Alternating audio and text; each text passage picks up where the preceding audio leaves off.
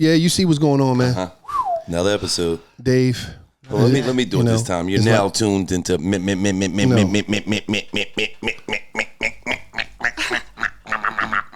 You're doing it wrong, man. $1 million worth of game. See, he's a loser. Dude. We got a machine that does that, but for some reason he don't want to push. I don't want to push the machine. He want to say because people know my voice and how it sound like. You're now tuned into me. $1 million worth of game. See, that sound like a computer. That's some AI shit going on. I don't know what's going on now. You know what I'm saying? But we got my man right here, Philly's own, Lil Dicky. Now, guys, very happy to be here. Yes, we're fans of the program. We appreciate that, man. I like that you said program. That makes it bigger. Yeah, makes it vast. Now, a lot of people don't know. Back in the day, you did a GoFundMe for 100,000. Kickstarter, but it's Kickstarter, same thing. And what made you do that? I mean, I didn't have money. I was, I basically, here's long story short. I was working at an ad agency. I had spent my bar mitzvah money on it was like $6,000 on my first music videos, like 3 of them, $2,000 a pop. I was living back then, 2,000. Yeah, well, they're shit. That's a lot. I was in San Francisco and I was like, who's doing the rap videos in Oakland? And I found this guy, Brian Storm, totally changed my life. Like such a valuable asset to me early in my career. Great dude, love him. And I only had $6,000 saved, and I had a job, but the way I was getting paid $36,000 a year, after taxes and rent in San Francisco. Damn. I was making $200 profit a month. You know what I mean? Damn. So I had this money that I spent. I was like, I'm going to go for it, and I hopefully it works, and I did. But then I had no money.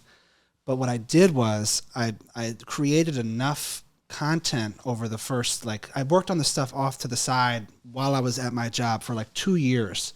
So I had videos made that I wasn't putting out. I waited until I had 5 months worth of weekly releases. Every week I could put something new out, and only then did I put something out for the first time. And then it went viral right away, which was best day of my life. Was the first day I put my first music video out, because I met all my friends and parents. They were like, "You're crazy. You want to be a rapper?" And when I put it out, and it got 1 million, 2 million views in a day, the first day, and the next day I'm in my cube at work taking an interview from the Harvey guy on TMZ from my cube. It was the ultimate "I told you so" I moment. The labels came? I don't know if, not necessarily early the labels did they come, but then every week I had something new for 5 months, and then by the end of that 5-month period, I had 50,000 followers or whatever on Twitter. And then I just always knew Kickstarter is such an incredible platform, and I thought if these people if they like what I'm doing and they're real fans, if 3,000 of them gave $20, that's a life-changing amount of money. So I had a goal of $70,000. That was my Kickstarter goal, and 3,000 people, that's all, gave an average of $40,000 or $40, I should say, and then I got $13,000, and that's a life-changing amount of money. And I was able to quit my job and move to LA and make more videos and get guys like Snoop to be, that professional rapper video was, how much did that cost? I feel like it, honestly, that was a cartoon video. I think it cost between $20,000 and $30,000. God damn. And it was a 5-minute video, so it was long. It was long, yeah. So, dude, now when you see, people screaming out for help, I'm trying to get my music career started, I need some funding. Do you find yourself dropping a little 40 in there for them too? I would, yeah. I mean, I always said everyone should do a Kickstarter at some point. I don't think people pay attention to it no more like it was when you got on it. Yeah. It was big. Crowdfunding was big back then, but now it's you're right. It kind of has gone. It's died down. Ain't nobody talking about the fucking crowdfunding no more. They don't. Yeah. And you know what's so crazy? I was in a space where I didn't even know it was crowdfunding. What? I never even I was in my brain I was and I'll get a fan base and then I'll do a Kickstarter and see what money I can raise, because what else am I gonna do? Right. I'm not gonna. I wasn't real artist yet. I didn't have proper I wasn't signed to a talent agency. I just wanted to. I didn't want to go on tour. I didn't even have the bandwidth or infrastructure to do it, and I thought I don't even know that I need it. But if your Kickstarter fails, it fails, and you wasted some time and energy, but you don't really lose much out of it. Yeah, so. You don't. but nobody really put it out there. It's funny that we even saying them because their branding and everything ain't been out there lately. I don't even see it no more. You are right. I wonder what I mean. It's probably still there. It's probably still there. I've seen more GoFundMe lately than Kickstarter. Yeah, GoFundMe. Yeah, GoFundMe. Yeah, you're right. I don't know if that name or they bought them up or something, but I'm gonna look into that now. This episode of $1 Million Worth of Game is brought to you by New Amsterdam Vodka. Now life isn't going your way. Shout out to New Amsterdam Vodka. Oh, you caught your woman cheating today. Shout out to New Amsterdam Vodka. Oh, you thought you was going to check out $1 Million Worth of podcast and you ain't had no time today, so you got to do it tomorrow. Shout out to New Amsterdam Vodka. Yeah, because you slipping out here. This is what you need to be looking at. It's distilled 5 times. 5. It's filtered 3 times. 3. For a clean, crisp finish. Now, let me tell you what you can use to drink this. Tell them. You can drink it straight. Drink it on the rocks. Juice. Soda. Whatever mixtures you want. Or you can make a classic New Amsterdam Mule. But that's up to you. But I just want you to know that New Amsterdam Vodka is the official vodka of Barstool Sports. So when you out and about at your local liquor store, make sure you don't walk past that New Amsterdam Vodka. You hear me? There's only one way to go. New Amsterdam.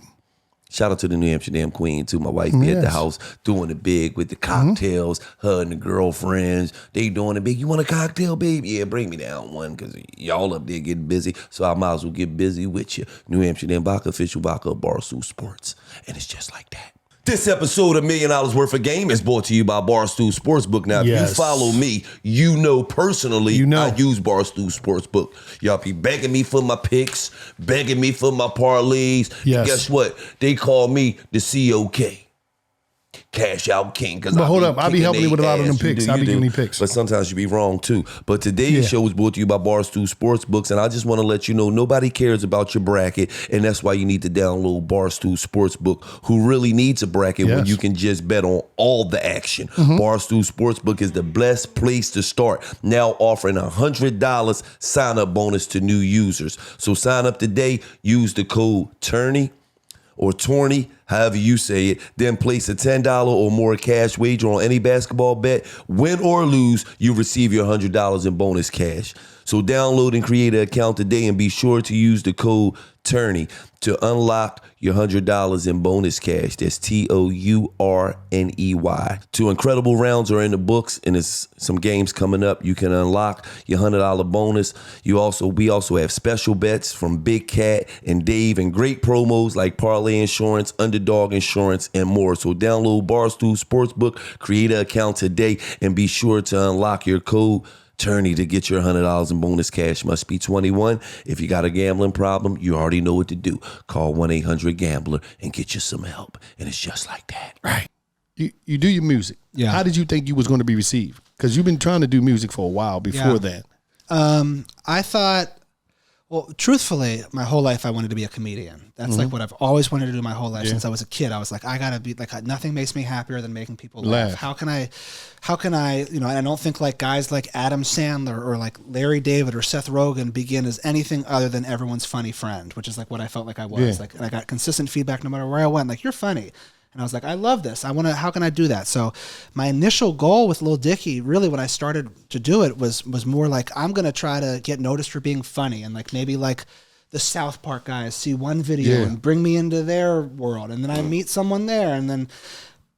But rapping really, for me, it was like a sport where like the more time you put into it, the better you get. You know what I mean? And don't get me wrong. Being a rapper, of course, is a dream for me as a kid, but it's like not one that felt feasible. Like, it was like truly like the equivalent of playing in the NBA. Right. I love playing basketball. I never really like went hard at playing in the NBA because it just felt totally impractical. Right. And so when I became a rapper, it really was because I felt like my NBA is comedy. Like, how can I? Yeah. But then the rapping just got better and better to the point where I like in my heart feel like I can rap better than anybody. Yeah.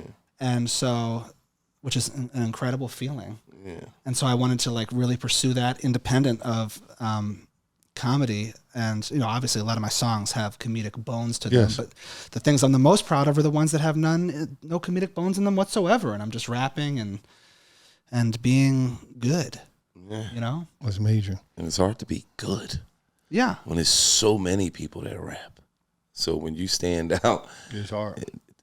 When did you know, like, the first time, like, okay, this shit is real? Was it the very first time you put your video out? It had to be. That day, like, I don't know how a day, I mean, maybe if I have like a kid and that's like a life-changing day, Yeah. but I don't know how a day could be more impactful than that day, because like truly imagine your whole life feeling like you're a star with nothing to base it on at all. Really, it's kind of and that day. And working for 2 years on that maybe stardom, hoping for just any sign of like, oh, maybe if I get like 100,000 views on one video over the first 2 years, like I'll be like, that'll be enough to keep me going. Like my parents and my girlfriend at the time sat me down 2 months before I put anything out. Said, stop this shit. They said, we think you're making a mistake here. And like, so everyone in my life was like, you're kind of like, I'm like a little worried about your mental health. Yeah, is you all right? Is you on drugs? Yeah, exactly. What's going on with Dave? Like, I haven't seen him lately. Because I was like in my closet, literally my closet, recording a mixtape. And so for that day, crazy. For that day to post, they thought Dave was on shrooms, all kinds of shit. Yeah, Dave's on acid. We gotta have intervention. We gotta have intervention, Dave. We know what you're doing, Dave. He was snapping on him. He was like, "Oh Dave's shit!" like, "What? I'm upstairs rapping." No, like, no. Dave's using drugs. I'm telling you, he's on some drugs. I mean, in the mirror that morning, the day I was posting, before I posted, I'm not like necessarily the most emotional guy. I mean, I'll cry like during the emotional parts of movies, but like in my day-to-day life, I'm so like focused on the tasks at hand that I don't really like reflect. But I swear to you, I was brushing my teeth that morning and I started crying tears of joy before anything was even released, just because like I knew like, well, I like gave it my all. I like, if this doesn't work out, it's not my fault. I like did the best I could possibly do to put myself in a position where like, if the cream can rise, it's going to rise here. And if not, so be it, but it's not going to be my fault. I can live with failure. I can't live with like, what if? I couldn't be like 40 and be like, what if I tried to be a rapper? So that day I was just so relieved, independent of success, that I had like done it. And then for that very day to like immediately, I'm talking like post it, boom, all day I'm like new comment every second. Yeah. Like refreshing, new comment, like 10 comments a second, 2 million views by the time I wake up. Truly a TMZ interview 24 hours later in my cube. I'm like looking over my shoulder to hope like my boss doesn't walk in, you know? And it's the ultimate like. Did they hadn't by then? By the time you got to work, you hadn't alerted everybody you did 2 million views last night? No, I didn't alert. I mean, a select people, because a lot where I worked in an ad agency, and I love this place because they really do like encourage creative endeavors, and like they have a whole fucking room with cameras like this and mics like this and lights and like shit that they let me borrow just to like try it. So like there were some people in there that like knew what I was doing and they saw it, but I wasn't going around. No, because I didn't want people to think that I was just like totally neglecting my job. But I was in the cube writing raps, and I know my boss thought I was like writing commercials. Yeah. That's major. This episode of $1 Million Worth of Game is brought to you by Ziprecruiter, the smartest way to hire. I'm talking about if you're trying to hire somebody, listen, right now, to take up to 11 weeks on average to hire for open a position, that's almost 2.5 months. So if you're hiring for a growing business, do you really have that kind of time? No, you don't have that type of time. That's why you got to get with ZipRecruiter, the fastest. I'm talking about the fastest and the smartest way to hire.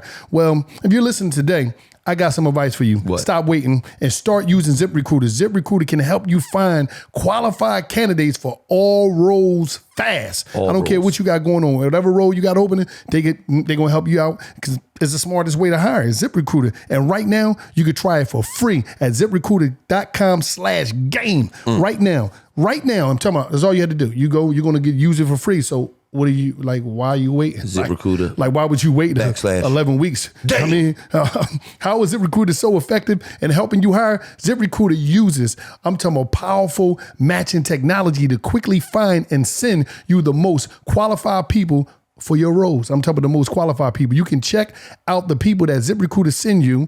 And if you really like one or two, you can personally invite them to apply with one click. I'm talking about one click. Click, click,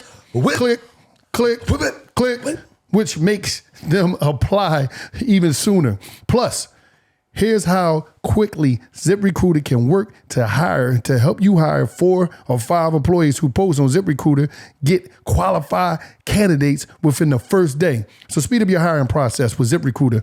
See why 3.3 million businesses have come to ZipRecruiter for their hiring needs. Just go to the Exclusive website address. Try ZipRecruiter for free. ZipRecruiter.com/game. Again, ZipRecruiter.com/game. That's the smartest way to hire. The smartest way to hire. ZipRecruiter. It's just like that. So now you wake up, 2 million views. Yeah. You got a record that got to come out next week. Well, I'm relieved. I'm like, thank God I'm not like ill prepared and like scrambling to figure out what my next move is. My whole 5 months was mapped out. Right. Yeah. I was like, now week 2, this video that I like even more than the week 1 video is going to have eyes on it. Right. And it's not going to be wasted. Did it do the same amount of views or more, or did it? Did the same amount of views. Like maybe not right away. Yeah, pretty every video I put out for like it like got like millions of views within the first week. And it was lucky because I got that first day it happened, and then I had eyes. The product was good enough to be a viral video every time. Right. It's just like the way the world works. Like, I don't know, are people going to see it or not? The fact that people saw the first one, and then I had like a whole scheme where I was like, every week at this time, expect something new. Like it's like they knew when to tune in. Right. But hearing you talk about it, when you said, man, I made sure I had 5 months worth of stuff. You know, you graduated top of your class, Richmond University, marketing degree. Yeah. Did that marketing degree kick in? No. It didn't? It didn't. None of that shit you went to college for kicked in? No, it didn't. However, I'll tell you, like, the drive and discipline that it took to get the marketing student of the year, top of the class GPA, certainly like seeing myself have that success in college if I worked hard enough was like an important lesson that I was able to apply. Like if I work hard enough in my dreams, like I can see success. But like the actual shit in the textbooks that I'm reading about, no, totally. Yeah, no. Damn, so you just went to college. Instinct and like, you know, cultural awareness, watching stuff like this, you know what I mean? Like seeing, like I had a friend who he started putting stuff out every week and I was watching him and like, I was just like, that's an interesting way to release content. So I was just like, my eye was just on like, how are these internet rappers like doing what they're doing? And I was like, no one was more tapped into like the underground internet rap scene. When you say internet rapper, break that down. Like guys that aren't necessarily signed to a label that are like, you can tell, like, you know, Macklemore, I feel like was like that initially, where like he was like, he was so do it yourself. And he like, it took him like before Thrift Shop, I was watching his every move. And I was like, what's this guy doing? And then all it takes is to like, when you have a big enough fan base, if you have a thrift shop, they're going to make that go. If like, you know what I mean? If you have a big enough fan base and then you have a thrift shop, your core fan base, if it's big enough, will then get it to the general public, you know, and like, luckily I kind of always was like big enough at like the right phase. Like I was big enough to like, when I first did Save That Money, to like, where like that could be like somewhat mainstream and like be like on the Billboard Hot 100 chart. Then when I did Freaky Friday, I was big enough to where if I had a Freaky Friday, it could go #1 in tons of countries and like be a top 10, you know. And then if I was big enough to get a TV show, and it's just like at every phase, I feel like I was the bare, not minimum, but like I was right where I needed. I've never been satisfied with like where I am. Yeah. But I always kind of knew like strategically, I was like right where I needed to be to take the next step forward if I had the right product. That's major. But no, because you know, a lot of people, I really needed to know, because when I'm listening to you, how you strategize your whole rollout, you prepared a rollout that some even record companies don't even have no 5-month plan like that. You know, they just throw a record out. Did that catch? Oh, we got to do another one. Let that ride out for another 6 months. So you had a whole plan. So I'm thinking like he had a marketing degree. That's what he used. That shit ain't even work. Honestly, I feel like it's common sense. I hate to say it. It's just like, how could you not think about the manner in which it's going to be rolled out? Like I would never, you know, I just thought I'm just going to try to maximize my odds at success here. How can I do that? So I thought about it logically, and I was like, well, this seems to be the right, you know, I'm lucky that I came, like if I came out 10 years prior to when I came out, it wouldn't have happened for me. You know, like I came out during YouTube when like these things could happen. I promise you, like if I was an up and coming rapper back when like Jay-Z and Nas were like in their heyday, it wasn't going to happen for me.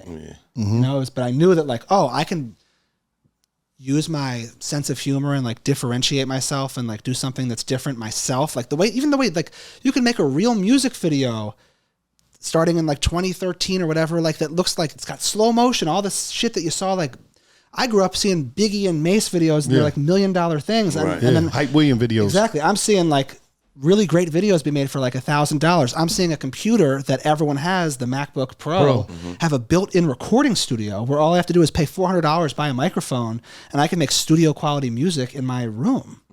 That didn't exist 10 years prior. And like I knew that like, wow, talent is a little bit democratized right now in the sense that like you don't need to rely on someone to discover you. You don't need to rely on someone seeing you on the street like busking and putting you in the studio. You can really make your own luck happen. And that was the beauty of your generation. You know, our generation, you had to be somewhere that somebody was at. You had to wait for them to come out of concert. Yeah. You had to run up on them. You had to tell them, yo, I rap. You had to hope that they be like, because they going to look you up and down. You go and bust a rap. All right, let me hear some. They might tell you, we ain't got no time for that shit, man. Maybe next time. Yeah. And then after they actually told you to rap, you had to impress them. Oh my God. Enough to where they would say, okay, give me a contact on you, and I'm gonna let you you come. Number. I'm gonna let you come up to New York to the office. And then when you got up there, they had about 6 motherfuckers in the office that you had to battle. Yeah. Wow. Then after you got through that sounds stressful. Then it was like now you directed straight to your consumers, straight to your fans. Right here, these are the people that already deal with you every day for some reason. I'm gonna just give it to them, and I think that killed the middleman and really knocked the middleman out the game. But like when you think about this technology and where it's at, like you said, you recorded straight off a MacBook. You didn't even spend no money on marketing. No, you never spent a dime on. You was like, I ain't need no marketing. Oh yeah, my marketing is my product. The music videos, like, you know. But I knew I was like, look, especially trying to be a comedian, I was like, I need to take swings at making, like, I wasn't just making generic music videos that fit a vibe of a song. I was like, every single one of these needs to have a shot at going viral for some reason. Like, how can I get the biggest laugh here? How can I like do something that'll shock someone here? Right. And that's what you're good at. Now coming to LA, right? You said you moved to LA. Yeah. You got the $100 grand, everything. Can I have that Pellegrino? Can I just crack Yes, it you open? can. Crack that joint open, man. Like a 40. You used to crack the 40s open down the way. Now, this is the thing. Going to LA because, like I told you, like with us, we do our thing, base it out of Philly, and it went. A lot of people. Do you think that was a major part of it, or do you think you could have stayed over there in Shellham and the Philadelphia tri-state and still went? Had to be in LA, I think. Yeah, why? Now it's a different time, and the only reason I'm asking you why, because I want you to explain to people that's out there, because there's a lot of people that live in the hometowns, and they're like, I got to go to Atlanta, got to go to LA, got to go to New York, and never make it. Well, here's the thing. I was trying to get into Hollywood. Okay. I'm trying to be an actor, a writer, a director. You know what I mean? So it's like, it doesn't, whatever they're shooting in Philadelphia, like, It didn't matter. Dare you? Give me Yeah. Good. It like, there's only so much. Like, if you want to be, let's say you want to be an actor. Yeah. Maybe there's like some commercials or some local theater in Philadelphia, but it's never going to be the opportunity that you get when you get to like audition to be in my show and then you're on TV. You know what I mean? So knowing that my end game was in the film making space, I was like, I didn't even contemplate it. You could be, I think, a successful musician from anywhere. I do feel that way. Although I do think a lot of the most talented producers musically are in LA. It's a lot easier to work on music when I'm driving 30 minutes to their studio than having to fly to, I don't know, you know what I mean? Like, it's, I used to book sessions all the time and have my week filled with really talented people that all moved to LA with similar ambitions. So I just think it helps to be here because there's just tons of other people who are working on it that you can get the game from, so to speak. I mean, I think it's good to be here for connection purposes, and you could just go down, Hollywood, and you go to Rodeo Drive, and you could bump into 4 celebrities, 5 celebrities just in an hour's time. Totally. Whereas though in Philadelphia or certain spots, you can't. It's not that accessible. You know what I'm saying? Early in my show, which gets a lot of really great celebrities. Like, they're doing the show. This is even before the show aired, so no one knows what the show is. But if I meet them, they're like, I like that guy. So it's like just having been at parties in LA, like I'll meet someone like Kendall Jenner, and she'll be like, I like him, he's nice. So when I hit her to be on the show, she's like, yeah, you know what I mean. So it definitely helps socially, especially if you're trying to be in something where you're bringing in talent, be where all the talent is. If you're a likable person, which you guys are, or if you're a good human being, putting yourself in position to let that good human being shine is only going to help you. Absolutely. Now, Dave, what made you say I'm gonna name it Dave? Well, I just thought anything else, I knew that I would just end up in some way, shape, or form, like kind of not loving years down the line. Mm-hmm. Like I love my rap name, but I hate it too. Mm-hmm. Like I love it in a way that it's like it's my cross to bear, but I definitely like hate it. Like when someone's like, "Yo, Dicky," like I don't relate to that. Like I don't feel like that's me. They used to call the girls used to call Gil that. That's why when Dicky. I said that's your rap name, Little Dicky. In the around neighborhood back in the day, we was kids. It's like Little Dicky, you got Little Dick. Yeah. So it was just crazy. I was like, wow. So, you know what I mean? When you had the name, I said, damn, Gil, that was your name around the neighborhood back in the day. With the show, I was like, I can tell you, I'm not going to regret naming it my name because I'm not going to, it's like, there's nothing more simple than that. Right. And then I also thought just conceptually, like, you know, I'm a rapper named Lil Dicky, but the show is about the guy behind Lil Dicky, Dave. It's like about, like, the show is about me coming to things like this, you know what I mean? And like being in reality, which I think if you know Lil Dicky and you see he's got a show called Dave, I think you get what the show is about. Because of it. Right. Now, when you started, you know, when you created it, did you run around LA and try to get support from it? And people was like, huh? What did they say? Well, I have like really absurd self-belief. Okay. Like I for no other reason than like the feedback I got, I always thought like I'm like the comedic voice of my generation. Okay. So I would go into meetings with talent agencies and be like, I know that you think I'm here because I'm a rapper, and I am. Like, by the way, I am gonna be like one of the biggest rappers. Yeah. But like that's really like I'm also gonna be this, and I would say these things very boldly, but they could tell I believed it. I don't even know if they necessarily believed it or not, but I always kind of, I think people believe it when they hear me say it, and I don't say it in a way where it's like this is cool that I think it's funny that I happen to be talented. Like I don't when I say things that might be like sometimes I see interviews and I read the print and I'm like, well, that sounds like an arrogant thing to say. But if you heard or watched me say it, I don't think it would be as arrogant because if I say that I can do X, Y, or Z, it's really because I happen to like be able to assess the facts at hand and what I'm good at and what the marketplace has and what they're good at and what, you know, and able to like determine this should be well received. Right. Yeah. And I think it's like, here's an analogy I make that's like a very arrogant thing to say. Yeah. Maybe not arrogant, but it's like I see my whole life. It's like, I really felt like I was going to be this comedian. And I kind of stumbled into the reality that, wait, I feel like I'm like one of the best rappers alive. And I say, it's like believing your whole life that you're Batman. And then finding out not only are you Batman, you're also Superman at the same time.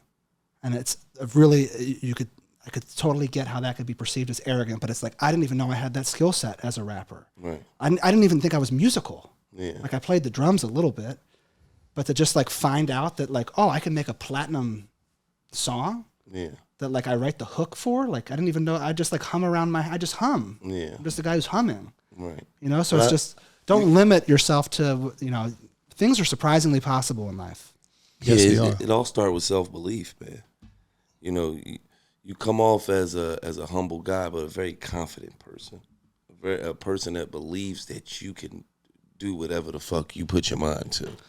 And not anything. A lot of things I'm really horrible at. Yeah. But you got to know what you're good at and what you're horrible at as well. Yeah. You know, so for me, you know, I know my audience. I know what my audience likes to hear from me. So anything that's dealing in that kind of space, I don't know if it's going to work or not before I even try it. Yeah. You know what I'm saying? Because I know what my audience want from me. So, you know, with you is like you'll try, you'll think about something, and one thing about you playing. That's just obvious. Yeah. So you probably playing your TV show 6 years out already before.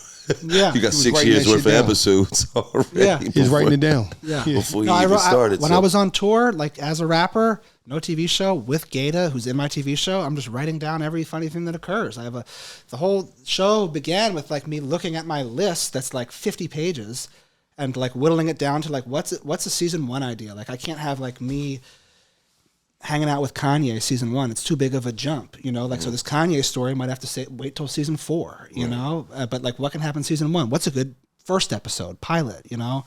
And it's just like, so many of the things that happen on my show have happened to me, like, you know, in some degree in reality. Did you think it was going to take off this fast? Because I'm pretty sure now by the time you do the TV show, the rap shit's in the chokehold. You got your fan base. You kind of. Well, I've kind of neglected my rap fan base.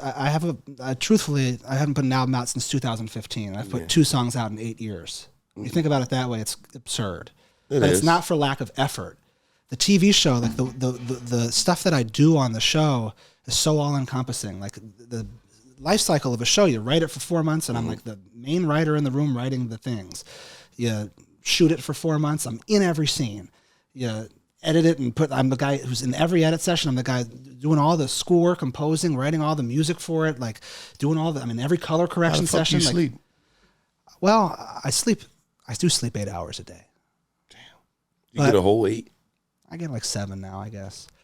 But it takes up there's no way that I can like do a 15-hour day on set and come back and write a verse. I just can't. It wouldn't be the right verse. So I can only work on the music in between the show, which I do carve out time to do. And I can tell you like what I wrote musically as a rapper in between seasons 2 and 3 in those 6 months was like more fruitful than what I did the first 5 years after my last album. And like it kills me because inside, like when I say things like I really feel like I'm one of the best rappers alive, like I've got some evidence online, but like I don't think I have the body of work online to really like have people be like, yeah, I agree. But I know that like if I brought you to my studio, you would hear it and you'd be like, I see why you feel that way. And did you ever ghostwrite for anybody? No, I don't have time. Damn, I don't got time for. Well, you know what I see though? I see that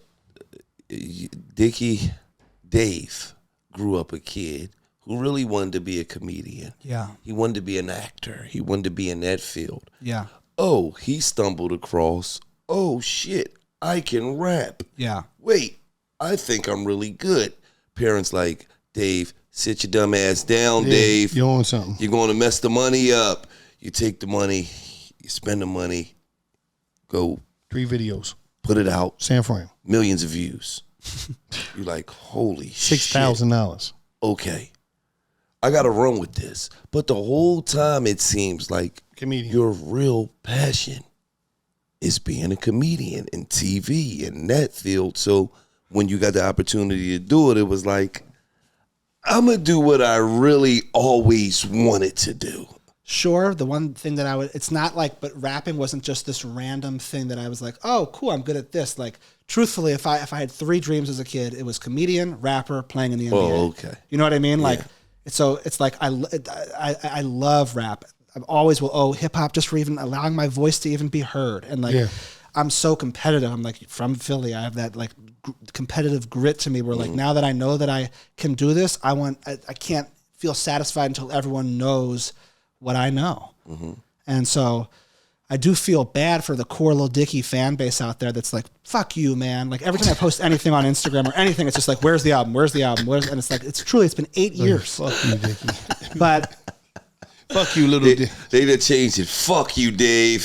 You're not Dicky anymore. You don't give us any music. I just look forward to the day where I can put out this music and because I think it will be really satisfying because I think I've achieved, I feel like I've proven myself in TV. And I think it'd be easy to look at me as a little bit of a gimmick or not really what I think I am as a rapper.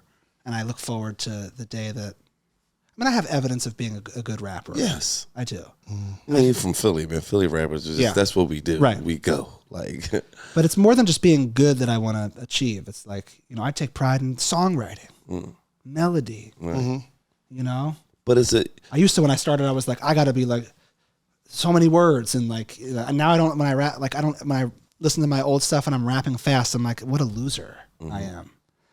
That's how I be when I listen to his old stuff. I'm like, this guy was a fucking loser. A bum rapper, this guy. Now, let me say this though. The beautiful thing about you getting into, TV and having a show and all that is that it's elevation, man. It's growth.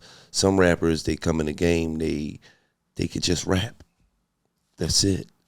And it's like some of them don't even have any aspirations to even do anything else. I just rap, man. Yeah. And so the fact that you could be like, I rap, but hold on now, I'm gonna go over here and I'm I'm gonna do something in this space too, and be productive. Not just do it because I can do it. No, I'm gonna actually do it, and I'm gonna fuck shit up. Yeah, and it's gonna be one of the most sought after TV shows out. People gonna be expecting. They're gonna be waiting on Dave's second season to come, and that's what came about. Yeah. So sometimes you can't stay trapped in this bottle over here. You know what I mean? Especially now when like the lines of what is so blurred. Like this thing, you go on tour. You guys went on a tour with the podcast. You know what I mean? Like you're selling out venues and like people wouldn't have thought of that ever. You know? So the lines are so blurred. Anything's possible. I would say if can't listen to any box or limitation. People would say like you can't be funny and be a good rapper at the same time. I'm like, why not? Why are those two things mutually exclusive? Right. Like there's no reason why I can't be as funny as possible while rapping as well as possible. Right. Well, because Eminem was kind of funny. He was funny. He is funny. He was funny. You know, I mean, you had a shit. DMX was serious, but was funny. Yeah.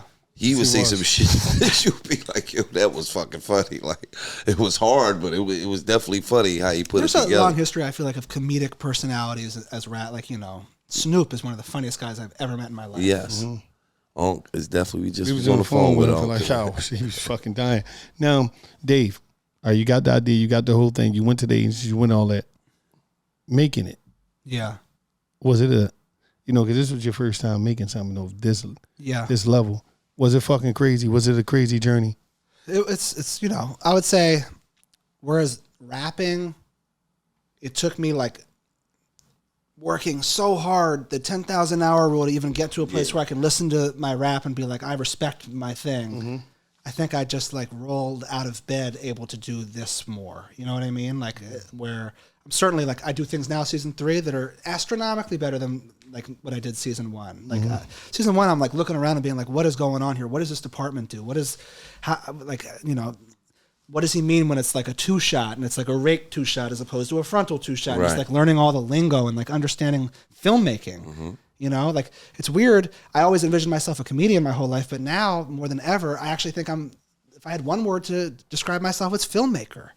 And like I take more pride in anything in the way that my show's directed, the way that it's shot, the way that it's written. And like, of course, being funny is why I have to remind myself, like, don't forget, like, you came into this trying to be like the guy that's making everyone laugh. And I, of course, love to do that. But I have even more pride in like a fucking robbery scene that like looks like a movie. You know what I mean? It's shot a certain way. And but season 1, it was like, it's so hard. Making it, I don't know that people know how hard it is to make a TV and how much goes into it. How long did it take for the first season? 4 months to write, 3 months to shoot, 4 months to edit. It's like that type of thing. Damn. Yeah. So it's like every time I go in, I can't even go out of that world until like 10 months later. And it's like, it's truly 6-7 days a week, 15 hours a day. Mm-hmm. And that's crazy. There's so many decisions to be made. And I just care about, it's not that I'm a control freak. It's just I have an opinion. No one can read my mind. And I'd rather my opinion be the thing that goes out than like delegating something to someone else who might have a different opinion than me. I care about the curtain on the window and like the color it is compared to like the shirt that I'm wearing. Mm-hmm. I care about the lenses we use. I care about the way it's lit, the way it's all of it. So one thing I learned about being on set is the most important things. Number 1 is the lighting. Yeah. You have to have great lighting. Yeah. If you don't, it'll fuck the whole shot up. Trust me. For sure. And a lot of comedies like can look real goofy. Yeah. And like they turn on and you're like, oh, I'm supposed to think this is funny. I wanted to make a show that like you turn it on, it looks like it's like human and like real and feel like my show. I want people to cry during scenes, you know, like I don't want it to just be a bunch of dick jokes. Yeah. Even though I love the dick joke and I'll make so many of them because I love that. That's Kev. That Kev B. Yeah. It's our guy over there. Yeah, now, when you was running around trying to get a budget for it, how many people shot you down? Anybody shoot you down? This episode of $1 Million Worth of Game is brought to you by PFL, Professional Fighters League. Yes. Coming off one of the biggest upsets in MMA history. Biggest upset. 2022 PFL Women's Lightweight World Champion Larissa Pacheco is looking to keep her hot streak rolling against Julia Budd. Also, 2021 PFL Professional Fighting League Heavyweight World Champion Bruno Capelosa seeks revenge against Matthias Scheifele.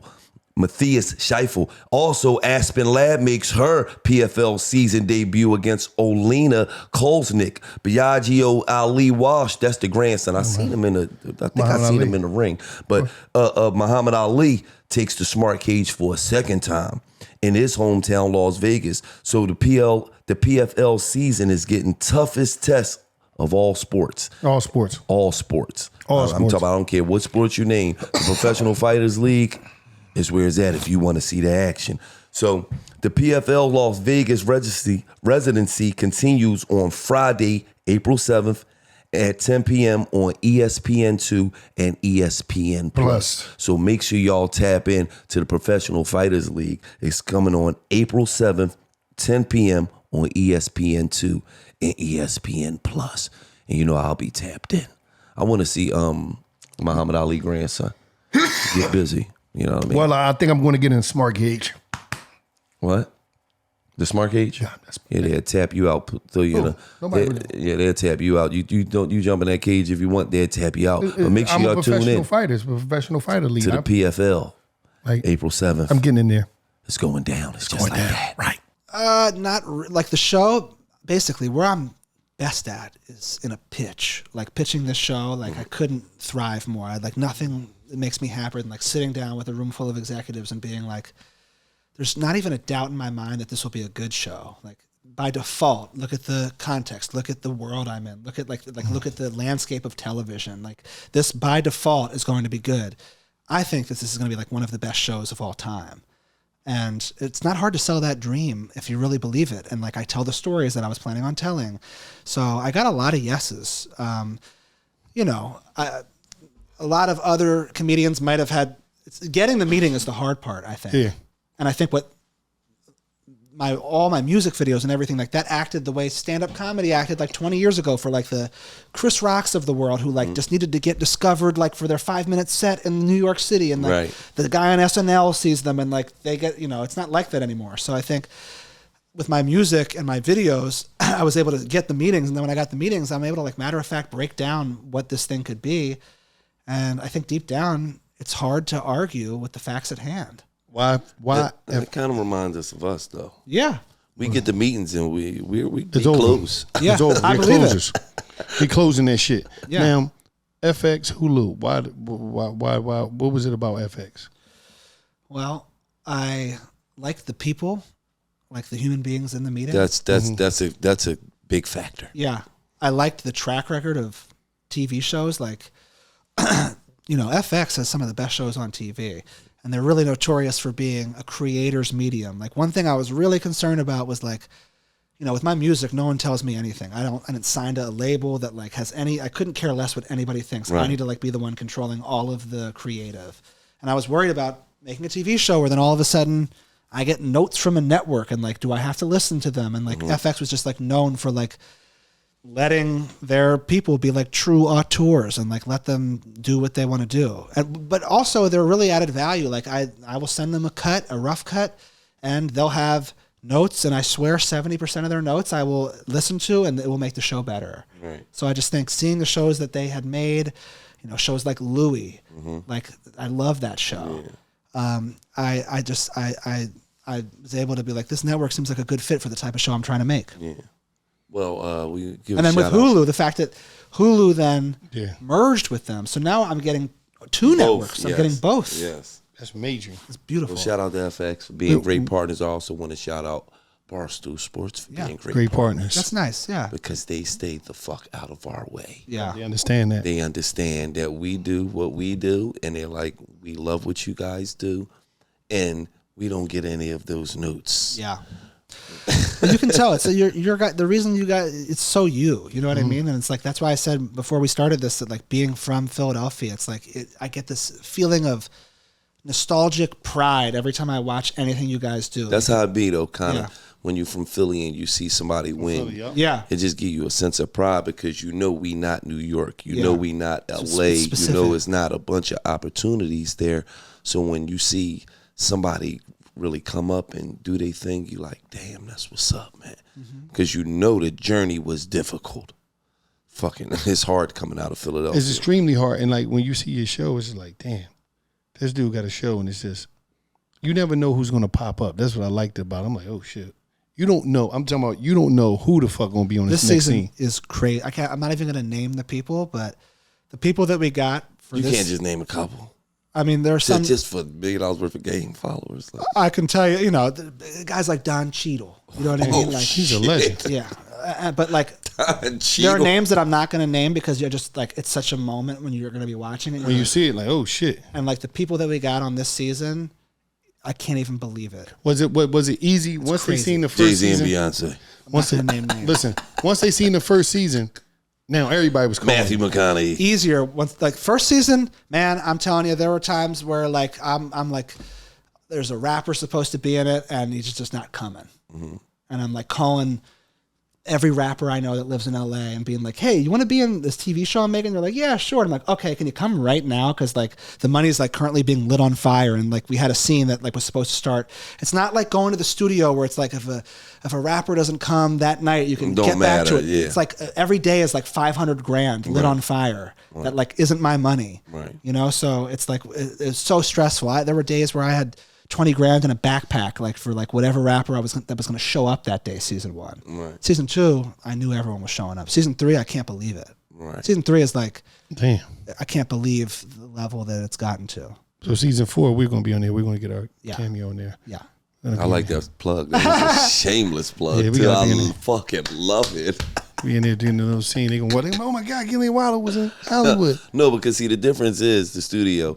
You come back, you just paying for studio time. Yeah. There's like 200 people getting paid. That's what I'm saying. So now you're on set. I told you I'd be telling you about the movie. You got to pay for food. What? You got to pay for makeup. God. You if we rent this house right here, we got to rent this house again tomorrow. Yeah. The trailers. Insurance. Yeah. Damn. Oh my God. Schedule. So you like $500,000 a day? You saying? It's a little less than that. Makeup. And how many days you shooting? 50. So y'all ratings when that shit came out was on another level though. Yeah. Y'all big time, big boys. Yeah. That's so he could be able to do that. So it get bigger and bigger every time. So he like next, but by the time the season we get on, shit gonna be 700,000 a day. Yeah, hopefully. He said, yeah, hopefully. We love budget increases when possible. Yeah. Yeah. Ain't nothing like a budget increase. Yeah.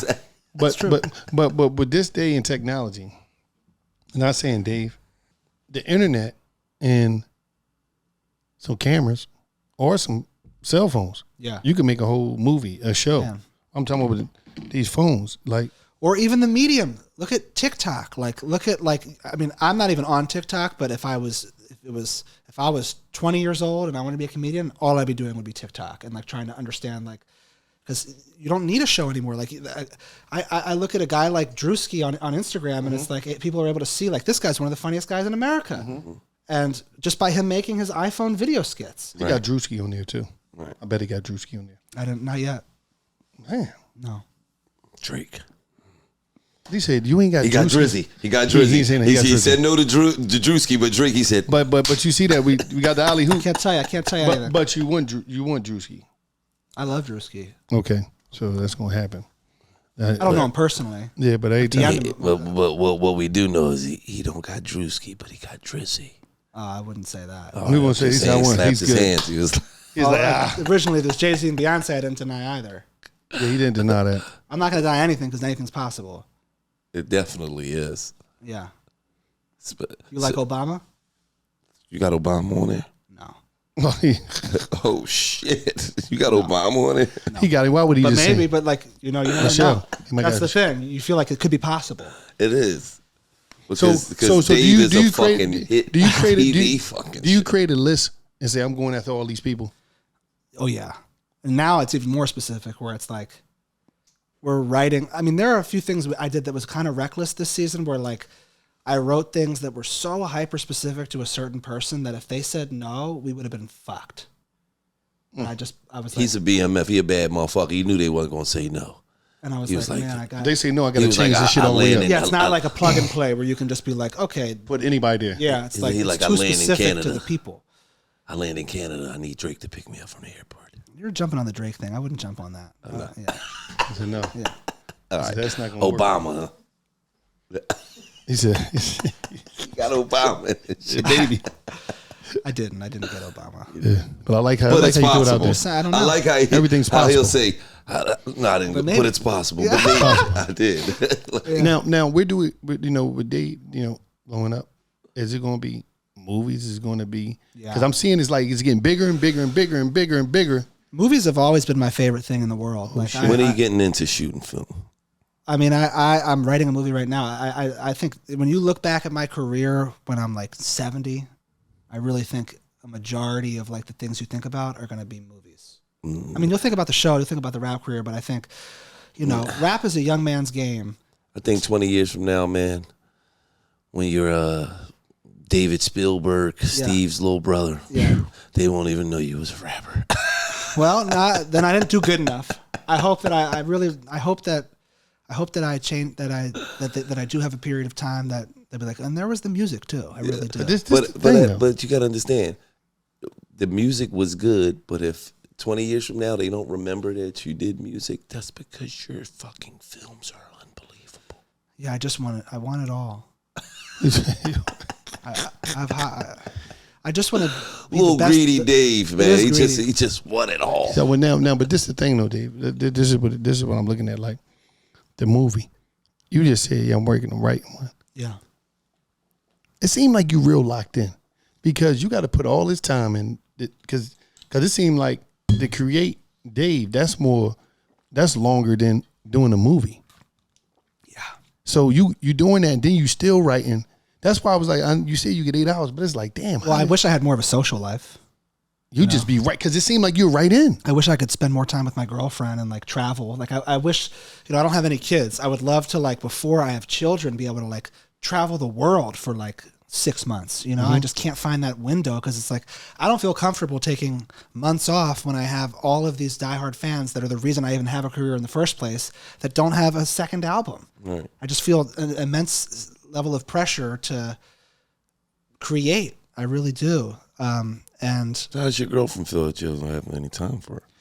Well, living together helps, and working from home, I think, is like, because she's working from home, I'm editing the whole show from home, so it's like we're crossing paths all the time, and it's more about like when I am with her and we're spending time, it's like, don't think about the other shit, like really be with her. And I think she's just really good at supporting me right now, knowing that that's what I need in this phase of life, and eventually the tables could turn. I could take a year off because I feel like, I had my album's out, my show's done, I put out my first movie, maybe I won't work for a year. And I'll just be like the best boyfriend in the world by then husband. No, but listen. First of all, I just want to tell you, your lovely girlfriend, that's never fucking happened. He's always going to work. She knows that. He just got to deal. She knows that. He just made some shit up in his own mind. Maybe I'll take a year off. Like, she knows that. You're not doing that. You're going to take a week will go by. He's going, babe, I got to write shit. I'm not creating. Yeah. I got to write something. I do love making things. Yes. And I you never know. Like, I'm telling you, man, my back all of a sudden this year I'm not even the basketball player that I once was because my back started hurting. Well, shit, that ain't nothing. My cameraman. I've been meaning to ask you. I'm nice. Yeah. Of course. No, I know. But are you not getting like really sore all the time? No. Like, why? How do you not get sore? That's like the main thing I think about when I watch you play. Yeah, so often. Because he's 50. Get the fuck out of here. I'm 46. So 46. Same thing. The amount you play, I don't like, because I never got sore. I turned 35 last week. Yeah. And when I turned 34, everything changed. I was playing 3 times a week, sore the next day, but like, now when I play, something happened to my body where I'm sore for a month. And the reason I'm bringing that up is because I'm like, you never know how things change. I just want to like have like, what if I like get hurt? I know that's like Jewish OCD that you shouldn't, but it's just like, I want to, while I have the brain and the time and the mind, I just want to create the legacy of art that I feel like I'm capable of. Right. I feel like, man, you only here one time, man. So while you're here, you might as well live that shit to the fullest, man. Try to be the greatest individual person that you can be on earth to leave a great legacy out here. So, taking years off, that don't. Well, here's what I'll say. I think fuck your legacy up, taking years. Maybe at the end of the day, though, I feel like I'm on a dangerous path of like spending my entire existence building this legacy, But then like the building of the legacy isn't like necessarily like enjoying life or like living life. So it's like, I don't want to live a life that's all about a legacy that I can't even enjoy because I'm like, why are you here? I think the year off might be the type of thing that is more important than build. You know, I'm not able to take that leap right now because I feel the urgency of everything, but I don't think I'm living life necessarily the right way if I did it forever. I think there's more to life than just like being great. Yeah, but the way you go is the way you break your shit down. It seemed like that you could plan a rollout that could last a year where you could chill that year. Like you just put everything together, everything that you need. Yes, I hope it's the multiple fields that. Like, I don't want to put music out without the right music videos. And then I got to make the right music video. How am I going to do that while I'm shooting the show? And, you know, it's a whole, it's just very time consuming. See, for me, I can't take no time off because I'm in fear of falling off. I'm in fear of when I come back, I won't be as hot because people's attention spans is not what it used to be. Yeah. And I'm coming from a place where I grew up poor. So I'm living to provide financial freedom for family members that I'm never going to meet, ever in life. Yeah, you know what I'm saying. And when they're out here living, they're gonna be like, "Oh no, my great grandfather did this." Yeah. So for me, you know, I only got one objective out here, man. Get it every day. Keep going. Get it every day. Try to be great, man, and try to leave something to my family that could go on for years and years and years and years to come. Yeah. But he do this though, Dick. Like even with him grinding like that, he do make time. No, I make time for my family. He had to tell me because I was just a machine. My wife's downstairs right now, and we were supposed to be here till Friday, but something came up. You gotta go shoot. I'm out. I'm leaving. I gotta go. You gotta go tomorrow. Yeah. I gotta go be great. Yeah. You know what I mean? We just like we get a call from Dave / Lil Dicky. Yeah. We out here. We out here. We right here. And I because appreciate that. we got to go be great. Yeah. You know what I'm saying? And for us, that's just what it's what it's about. So we know what you say, like, man, because you like in your mind, people might look at you, people might give you your props, they might clap, they might cheer the ratings, but you like, oh no, I'm just warming up. I'm trying to get here. Right here, y'all excited, but no, I got to get here, and that's how I be in my mind. Like I'm still warming up. This practice, but it will never end. Never. That feeling. The goalpost will continue to move. Keep moving. So if you know that, and this is my biggest plight in life is like, you know, you can't have your entire self-worth and satisfaction be granted by the validation of others. Yeah. But unfortunately, it totally is for me. Like, you know what I mean? Like everything I do in life is to be the best artist I can be, make the best show anyone's ever seen. And it's just like, I know that if I live my whole life that way, I will have deep regret when I'm like 70. So it's like, but I also know if I don't, I mean, in addition, it also gives you the financial freedom to be able to enjoy life. And so my plan has always been like, go super hard first half of your life, be able to enjoy and reflect on the second half. That's why Tom Brady keep coming back. Yeah. Because he's like, all I did was play football my whole fucking life. If I retire, what the fuck am I going to do? But I love relax. Like I'm not like a workaholic. Like nothing makes me happier than like sitting on the couch and watching a movie. Yeah. That's like you could say, let's do anything today, I would do that. So it's like, it's not that I love having to work hard all the time. I wish the tasks took less time so I could do more chilling.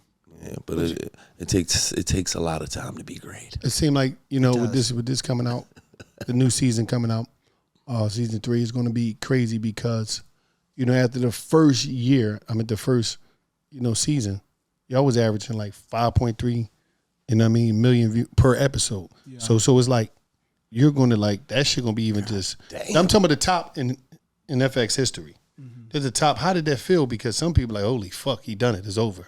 It felt great. For me, I was like, that's a lot of people. We talking about, listen, hold up, Dave. We talking about 5.3 million people per episode sat there. Yeah. And said, it's like the fucking Super Bowl. I'm watching Dave. No, it's awesome. But all I think is like, okay, what was season 1 like as far as like my satisfaction level? Like I definitely like, I'm very proud that having no prior experience, I achieved what I did just as far as the product, independent of viewership. I was like, that doesn't disappoint me overall. It's like the lowest level of like satisfied, which is all I need to hit because my bar of satisfaction is super high. But I'm thinking of like, how do I reach the highest level of satisfaction? So I was like, now those 5.3 million viewers. Like I need them to watch the best version of the show, which is like, you pull up an episode of season 3, compare it to the way season 1 feels, you know, it's day and night as far as like artistic quality. And just things that I've gotten better at, things that I'm more keen to, more aware of. And I'm just only going to get, I really have a surprisingly very limited experience I'd never even written a script before writing didn't have the software until like 2019, you know? COVID. So, yeah. So just like, I'm just excited because I feel like I'm just really at the tip of the iceberg. So when do you want the people to expect? I was going to say iceberg? Yeah. Well, yes. Yeah. Everybody ready to watch the new season of Dave. What do you want the people to expect? I think here's my overall take on season 1, season 2. Season 1, I was like, I want to make the funniest show on TV. Really like prioritize being funny. Season 2, I was like, I'm a filmmaker. I didn't even know what filmmaking was. Now I do.